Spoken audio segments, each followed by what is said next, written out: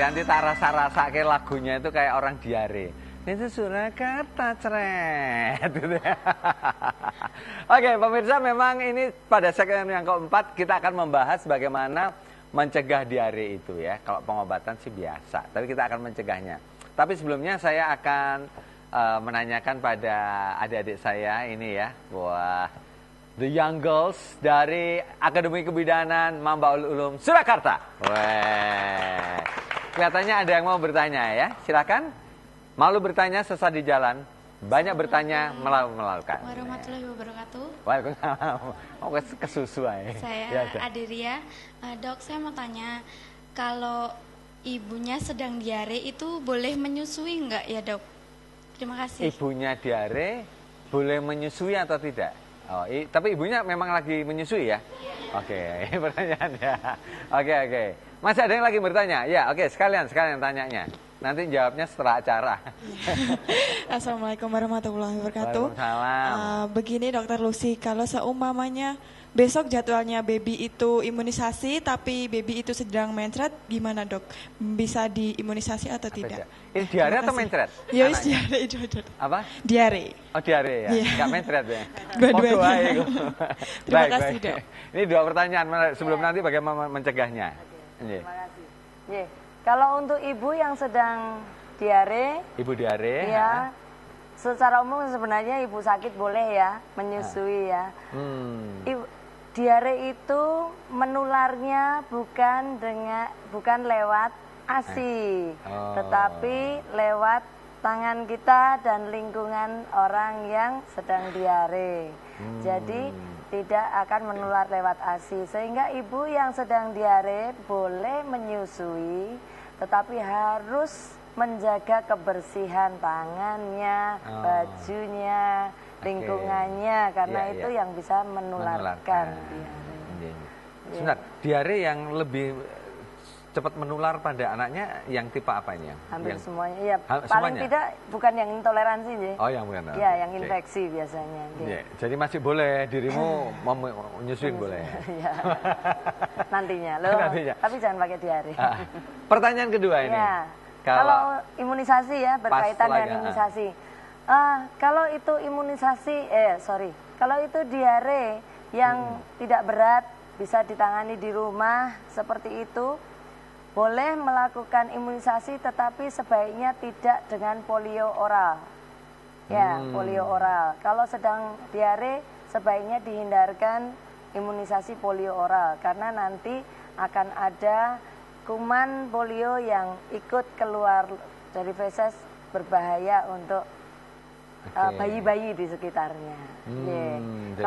Sebenarnya kalau untuk DPT, untuk yang lainnya silahkan, tidak ada hubungannya dengan diare. Cuma misalnya itu saya pribadi, kalau misalnya pasien ini sedang diare di hari pertama atau kedua, saya memang tidak memberikan imunisasi, karena nanti akan misalnya setelah imunisasi panas, kita tidak tahu panasnya karena diarenya atau karena imunisasinya. Dan biasanya kita kadang-kadang kasihan saja ya, bayi sedang sakit nih, sedang diare begitu disuntik lagi ya, sementara kita masih bisa sebenarnya menunda, tapi tidak ada kontraindikasi untuk itu, kecuali polio oral. Kalau ngomong-ngomong soal imunisasi, ini kan anaknya sedang mau diimunisasi, tapi diare. Pertanyaannya, apakah ada imunisasi anti diare? Imunisasi anti diare. Yang kita punya di Indonesia ada satu imunisasi untuk mencegah diare yang karena rotavirus. Karena rotavirus. Rotavirus, ya. Ada memang imunisasinya. Secara teori, rotavirus ini berbahaya pada saat serangan pertamanya. Paling berbahaya di serangan pertamanya. Nah, imunisasi ini mewakili serangan pertamanya itu. Dibuatkan kuman yang dilemahkan sehingga kemasukan kuman tapi tidak sakit. Tapi badan sudah pernah merasakan saya pernah kemasukan rotavirus. Sehingga untuk misalnya ada serangan berikutnya tidak seberat kalau dia di serangan pertama. Yang serangan pertama. Oke. Baik, itu ya. Begitu ya sekarang teman-teman. Nah, sekarang ini pertanyaan terakhir. bagaimana sih mencegah diare? Oh, iya. Judulnya aja itu loh. Terangannya Iya, yang iya. gurih ya. Iya, oke. Jadi memang kita lebih baik mencegah ya. Daripada Iya. tidak mencegah. Iya. Jadi kalau untuk mencegah nomor 1 kita bisa memulai dari 0 bulan, 0 hari. 0 dengan hari ya? pemberian ASI eksklusif dan diberikan sampai 2 tahun. Itu sudah sangat melindungi enterosit atau sel usus supaya tidak mudah kemasukan kuman berbahaya. Jadi dia sangat menguatkan karena ASI itu kan pasti nempel di usus langsung. Iya, Melindunginya langsung di TKP. Weh. Ya, langsung di TKP. Sehingga dia itu. Kemudian yang kedua, hati-hati dalam menyiapkan MPASI. MPASI, Makanan pendamping ASI. Ya, jadi memulainya, mengolahnya dan sebagainya, memilih bahannya harus hati-hati dalam pemberian MPASI. Kemudian yang ketiga adalah penggunaan air bersih. Penggunaan bersih. Air bersih yang cukup. Kemudian biasakan cuci tangan pakai CTPS ya. Cuci tangan pakai sabun pada saat dari kamar mandi maupun sebelum makan. Ya. Kemudian penggunaan jamban yang harus higienis. Iya. Jambannya yang sesuai standar lah ya.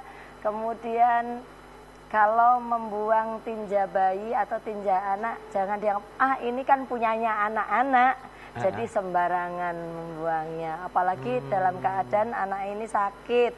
Iya, kan kadang-kadang kita, ini punyanya bayi kok nggak apa-apa. Iya.